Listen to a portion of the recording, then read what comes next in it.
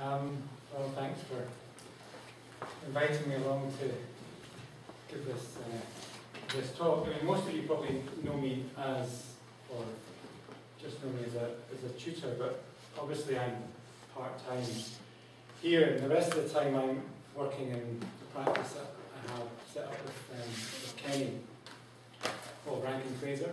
And what I wanted to do is just talk a little bit about our practice work and a little bit about other projects, other things, I guess, that influence how we work, how I work, how the practice works, and hopefully for you also just a way of thinking about landscape architecture that might be interesting, might be useful as you work through your own projects. So the first kind of block is just not design landscapes or design projects, but just, I think the Scottish landscape is a kind of amazing source of an endless source of inspiration for me as a landscape architect. Not necessarily in the conventional kind of designed landscape sense, although there are amazing historic design landscapes in Scotland, but what I kind of am more interested in and derive more enjoyment, I guess, and influence from is the kind of interaction of the existing natural landscape and how people have begun to shape it themselves. And it's that combination of the found natural, often geological condition, and I say the way people interact with it and mould it and begin to kind of form it, define it, and create their own space within it that is interesting. And this is very close to here, the Bass Rock, which some of you may know, and I just think this little garden here is fantastic as an example of how on this kind of barren rock in the middle of the Forth, somebody at one time has taken the time to choose a site in a hollow, to define it with walls, to create a sheltered space in which vegetation that doesn't really barely exist anywhere else on the rock can take hold and grow and create this little kind of pocket of space. And I think the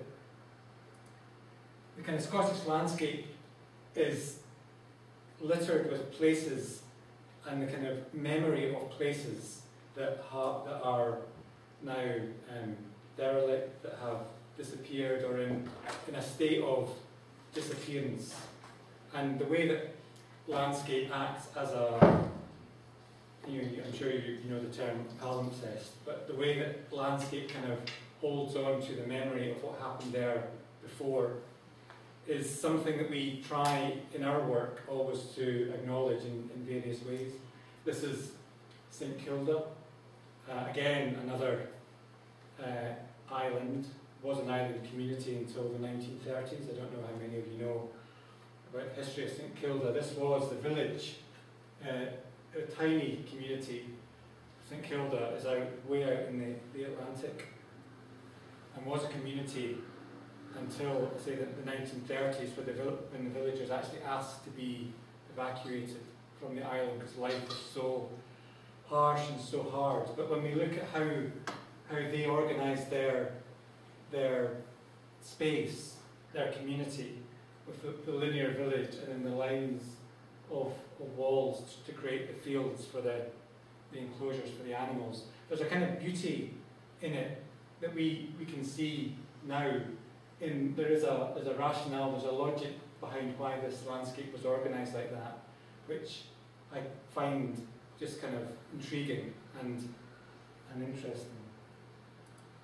And we can go through, I say that the kind of Highland landscape is littered with these places that were once communities, that were once kind of thriving, active landscapes that are now in this kind of state of dereliction, but just how people shaped the land long ago, and how that organisation of the landscape interacts with the natural topography, the natural kind of watercourses, the natural landscape is, to me, in some ways, is much more interesting than the purely natural landscape, of which clearly there's also a lot in Scotland, or the purely designed.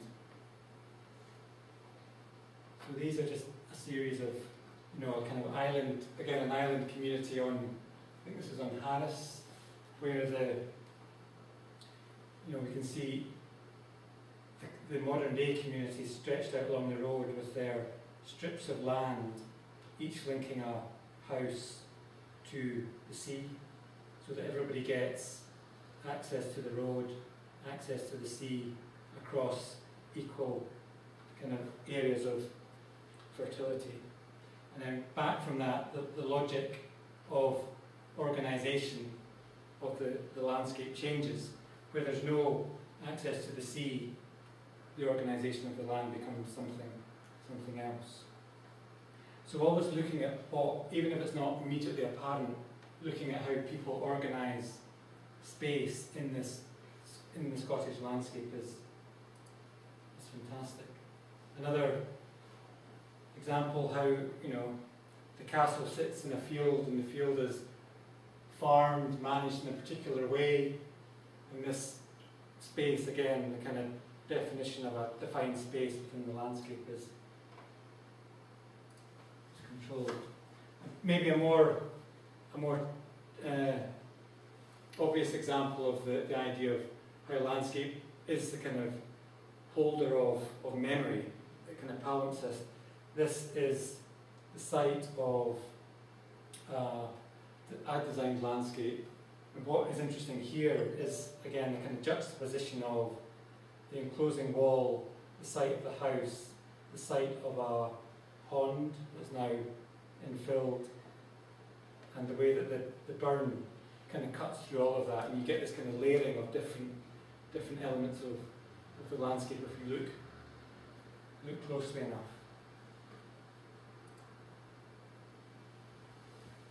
And that, we can see this today, and you know this is the meadows, and again how the organisation of a very rational organisation of roots kind of contrasts with people beginning to shape cricket pitches in the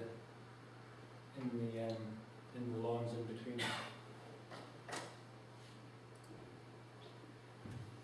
So I guess that's one aspect of looking at the landscape, which is not obviously designed, but is organised and is planned and is controlled in a way that I guess I find quite intriguing and quite interesting and quite influential.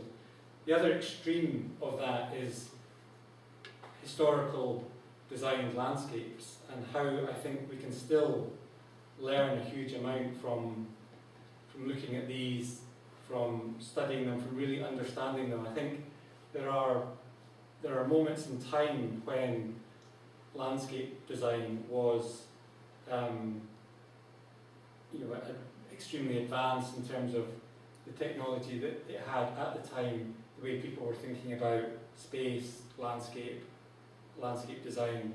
And one of the best examples of this that I certainly like a lot is the garden at Vaux-le-Vicomte, which some of you may know, some of you may have visited. If you haven't visited it, just outside Paris,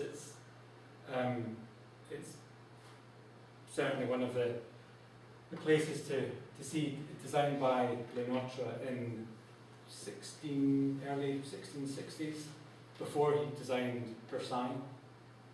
And in some ways it's, the French Baroque garden of the 17th century is seen as the archetypal, formal, stiff garden design plan superimposed on the landscape, is often described in quite a lazy way as a kind of imposition of human design, human measurement on the landscape. And actually, most of them are much more clever and much more subtle than that, and Vaux-le-Vicomte is one of those, certainly. So this is just a view, as you approach, this would have been the approach to the chateau from the north, from Paris, and the garden is beyond that. But when you begin to, these diagrams are taken from a book called The Great Experiments in European Landscape.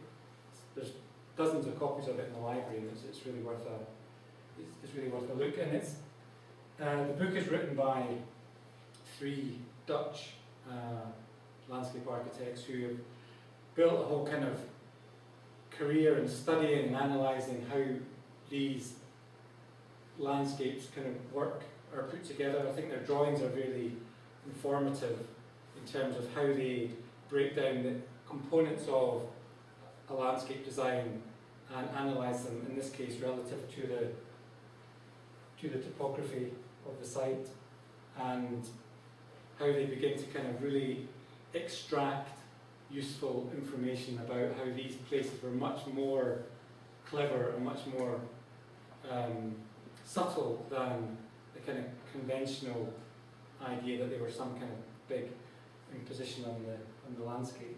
But it's really when you look at this is a nice example of that, how the plan, which looks is incredibly formal and symmetrical.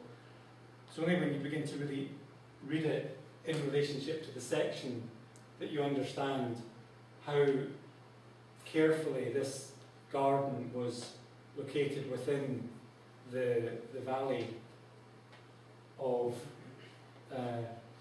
and into the topography.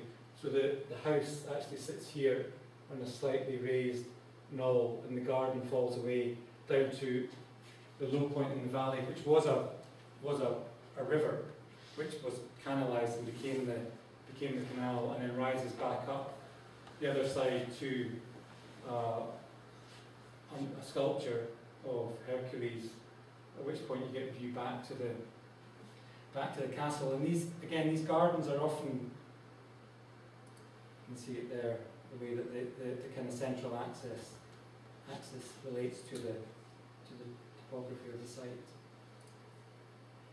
And again, they're often seen as, these gardens are to be viewed from one point, one place. You get the perfect view if you stand in the perfect location inside the chateau, and that's it. That's what you see, and everything is perfect. And in a sense, everything is perfect, but this is a garden that, because of its clever relationship to topography and the landscape, is a garden that kind of reveals itself as you move through it. And very often we think of the later gardens of the kind of 18th century, the kind of landscape garden style, as gardens that were to be experienced through movement. But equally, these gardens were to be experienced through movement and walking through. They are also, the view from here is a kind of composition of symmetry and perspective, and playing with perspective. This garden was designed when perspective and the laws of perspective were being discovered and advanced by artists and architects and landscape architects, and there are kind of very subtle things going on with foreshortening of the view, with kind of skewing the angles, the geometries of these beds to give the impression that the garden is actually smaller than it is, just through clever kind of understanding of geometry and perspective. And what you can't see in that image when you're standing at the house is the canal. So the canal is only revealed to you as you move through the garden, and it becomes almost like a secondary axis, almost of the scale of the garden itself, as you descend down through the spaces. Till you get to the far end, the far viewpoint, and your view back is kind of equally perfect in that sense of, but also very different to what you experienced on the way out. And it's actually it's the journey back that in some way is more intriguing. because of the levels, because of the way that the castle, the chateau, sits up on this kind of knoll, and because of the foreshortening effect of the perspective, the experience of the garden changes quite significantly. There are points as you walk towards it where the building actually disappears altogether, and this idea of a formal, symmetrical view, plan view that is experienced from one single point, and you get it all, kind of just disintegrates as you begin to kind of walk through this place. And then there are points where the chateau actually feels like it's sitting. I mean, these steps are in the foreground, and the chateau is actually quite a distance away. But again, the clever use of levels and organisation of the land has the feeling of bringing the chateau closer to you, that it's actually sitting on a stone podium that's much greater than it actually is. And then there's another kind of perfect moment where the chateau is reflected in a reflecting pool. And this, this is kind of amazing stuff for the time that it was built, clearly. But I think still we can learn a hell of a lot from the kind of precision. You think how when this was done over 300 years ago, but the precision of design and the precision of understanding of the landscape that allowed this to be built to this level of perfection is quite remarkable.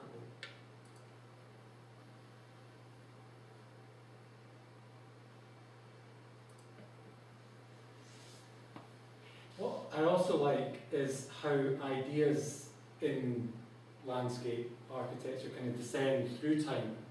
So that was a garden from, say, the mid-17th century, but the ideas that were present in that can be recycled, can be brought into the present day, and a lot of the techniques in landscape architecture don't actually change that much. The way we use them, the kind of spaces we want to make and design and create obviously change, but some of the principles, if we have a really strong understanding of the kind of principles from the past, we can reuse them, reinvent them, and create kind of amazing, beautiful spaces. Today, this is another project that I like a lot. I often think, if there was one project I wish I'd designed, could have been this one, because it's so kind of perfect in so many ways. It's in Bordeaux, the Mirror d'Eau, which is a new public space in the quayside in Bordeaux.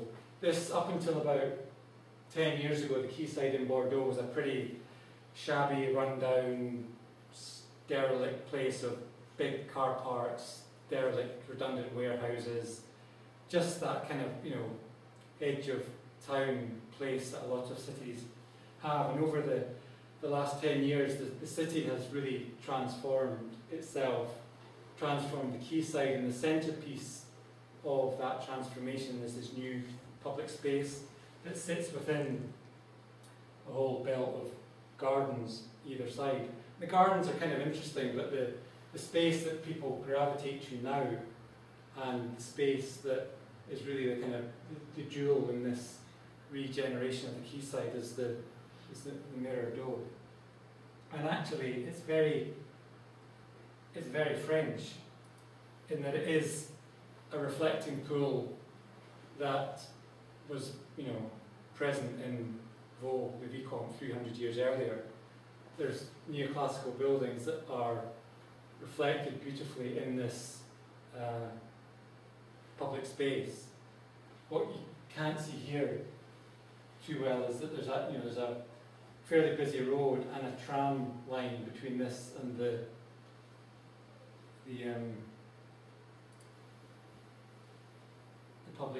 square on the other side. So there's a new tram, 4 lanes of traffic. But again, just through an understanding of of levels and how things relate to each other, that kind of disappears, and you get this beautiful composition of neoclassical architecture in a contemporary public space. The difference between this and the example I showed previously is that this becomes, it is a public space, and it's a space that people can use and interact with, walk through, enjoy. It changes kind of continually through this system of jets of water, so that at points you can be completely immersed in the steam from the water, and the city kind of disappears altogether. And it becomes a space that kids use. It becomes a playground. It becomes an amazing kind of interactive public space, incredibly simply done and incredibly well detailed, and just with a kind of nice reference to a tradition of French gardens and French public space design that dates back hundreds of years.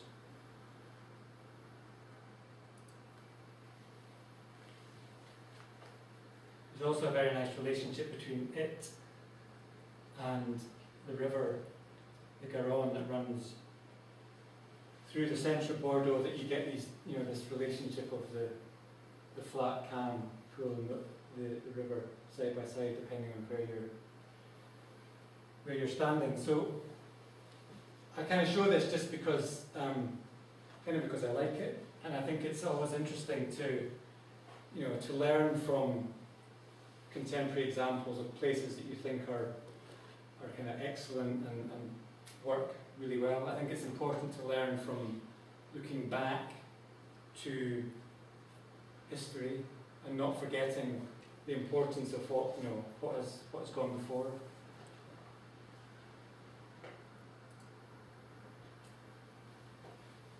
So now I'm going to talk about some of our projects that Kenny and I have been working on in our practice over the last 5 years or so. Just 3 projects, but all in Glasgow, which is curious. Glasgow's always been quite good to us. We've had a lot of work there. The first one I want to talk about, some of you might know about. It's a project for a pedestrian underpass that passes under the M8 in the city centre. But some of the things that I've been talking about up until now, hopefully, are some of the ideas, some of the influences, some of the ways that we look at sites and at places are kind of present in these projects. This slide is a photograph of a site that we looked at from the 1940s, and the blue line is the line that became the M8 motorway as it cut through the city. So our site is actually, the site of the underpass is here. But it was only looking back, first of all at maps, old maps of the city, and then subsequently we found this photograph that we realised that prior to the construction of the motorway, which cut kind of swathe through the centre of Glasgow, that site had actually been a small park.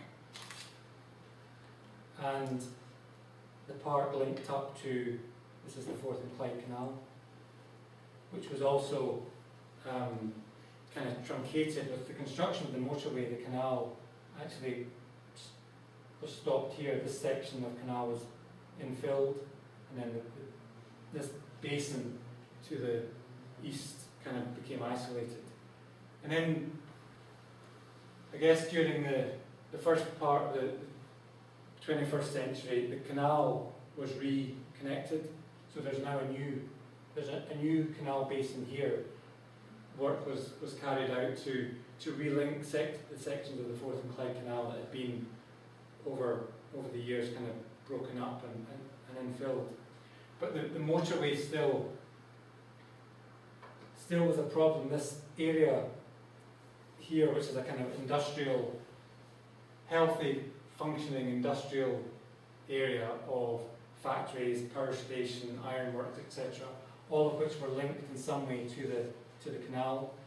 Kind of after the construction of the motorway became derelict a lot of the space became kind of redundant, and we were commissioned at the beginning of 2008 together with a firm of architects and artists and an urban planner to look at a master plan for that Spears Lock area of Glasgow, which I'm not going to go into in any great detail, but out of looking at how to regenerate this area that had pretty much become derelict, the link to the city centre through this pedestrian underpass became a big issue. It was kind of highlighted as, you know, a really key connection into the city.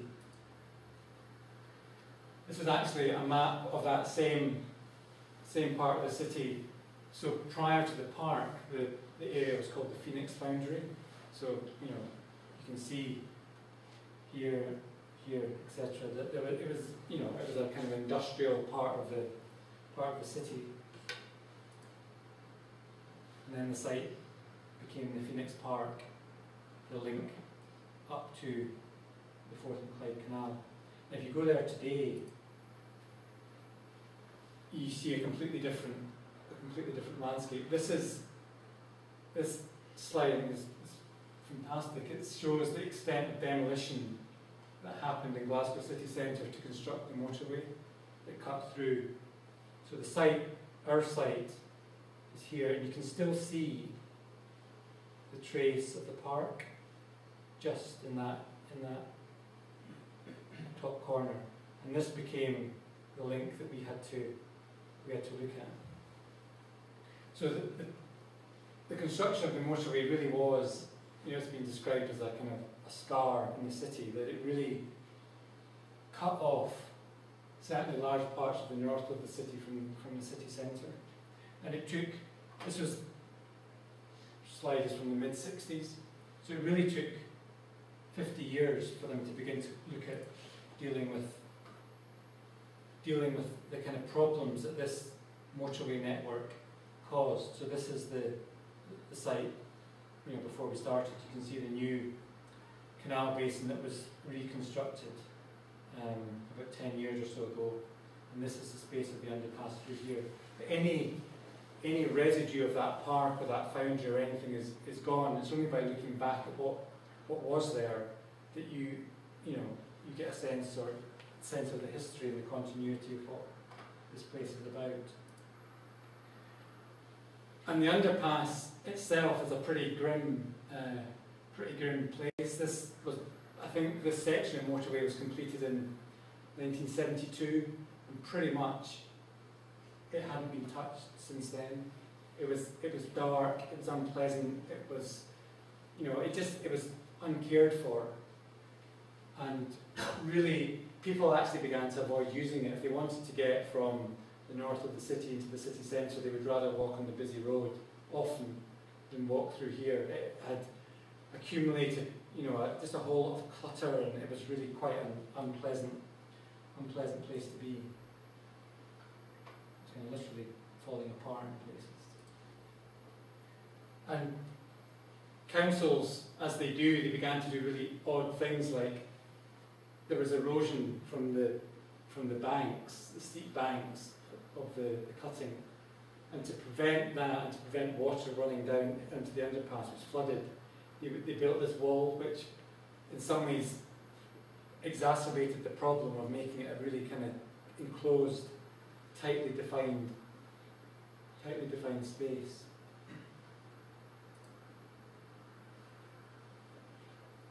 But even in this kind of fairly kind of grim environment, there were some kind of moments that were kind of interesting. This is a rock outcrop from, you know, the kind of the geology of the site, which was left when they built this massive kind of engineering structure. They left that little bit of rock, which struck us, I guess, as quite intriguing that it was there. I mean, in the scope of this project, it could easily have been removed, I guess, but it was sticking out there as a little kind of reminder of, you know, what was there before. And the space also, I mean, it had certain kind of qualities to it. It had a monumentality to it. This is under one of the overhead carriageways. I think it's the westbound carriageway of the motorway. So it was quite a powerful space, even though it was shabby and it was derelict and it was, you know, uncared for. There was a scale about it that was kind of intriguing, and you know, you don't get many spaces like this in city centres. It was kind of described as cathedral-like, almost. So what we looked at doing was, I say, we worked on this project with a firm of architects, and we were kind of, I guess we were co-designers on it, certainly initially, and then we took on responsibilities for different parts of the project. But the basic idea was, first of all, to try and widen the space as much as we could, to remove the walls and the handrails and the clutter and the kind of steep embankments, and to try and get as much space under this, through this underpass as possible. And the way we chose to do that was to take a single surface and try and wrap that through the underpass as much as we could. There was lots of discussions about what it should be, what colour it should be,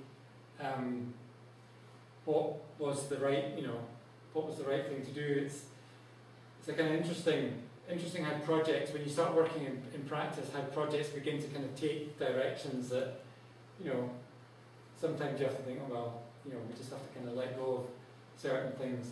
The client was desperate for a project that would signal the regeneration of this part of the city, and to them, kind of colour and vibrancy and literally visibility was really important. So the decision was made to make this surface a kind of bright red resin, really to have a vibrancy and a kind of loudness, literally a kind of loudness to the project. And that became a surface that kind of wrapped through and up the underpass as much as we could make it.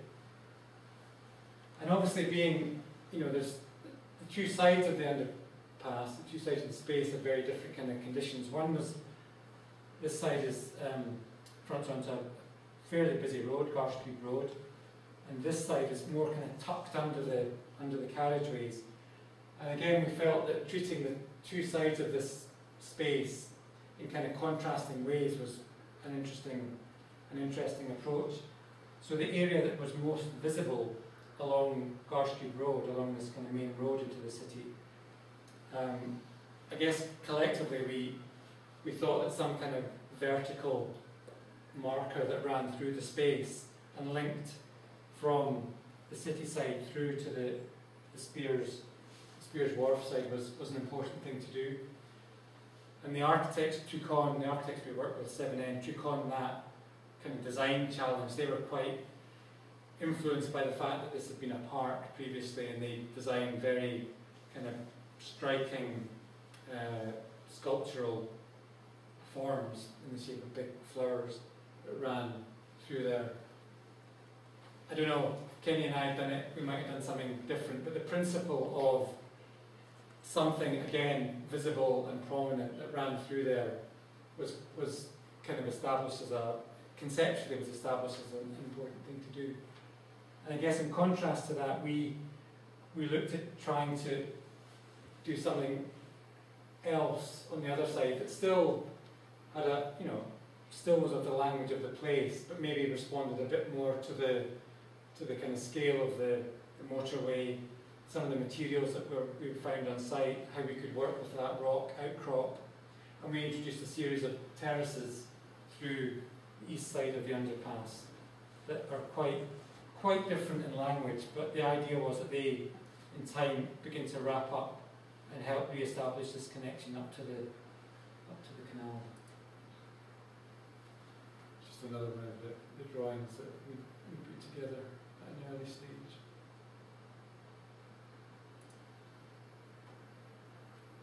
And then these are some photographs of the space after it was completed, so you can see the surface that really we tried to open it up as much as we could.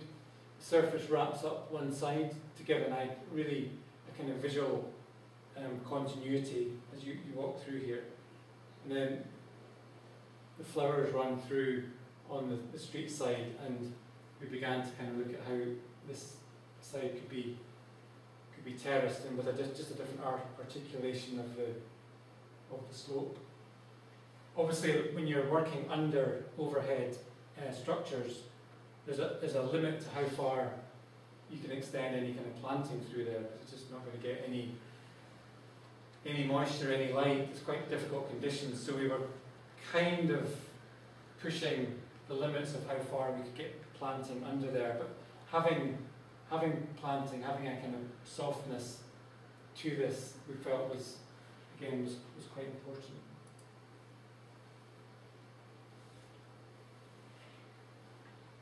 And then you get intriguing things happening, like the shadows of the flowers on the terraces on the far side. I think it's quite nice that people really began to reuse it, to use it, to walk through it.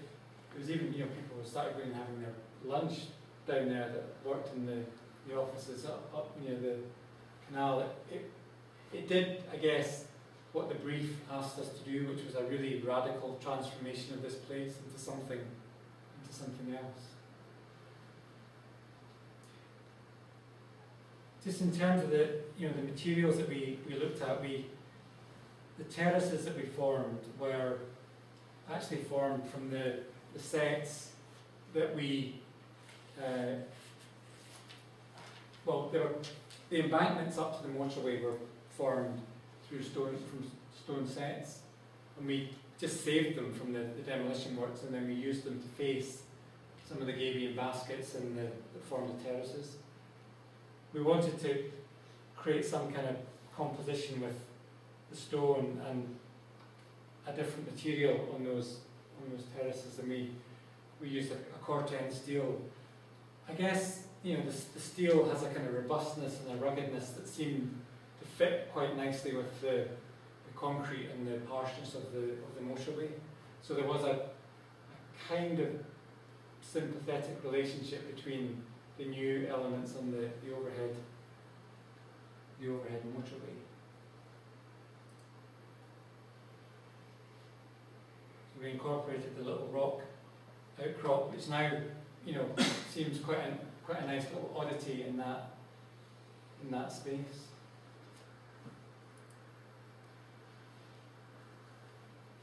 So people, it became a place that people would go to and use.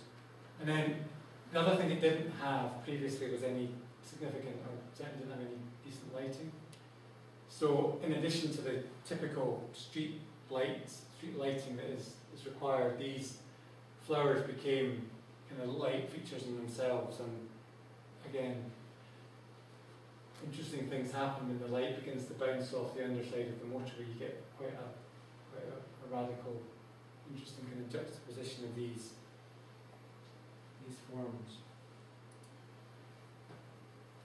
And that's about a year later when the planting on the east side began to kind of get well established.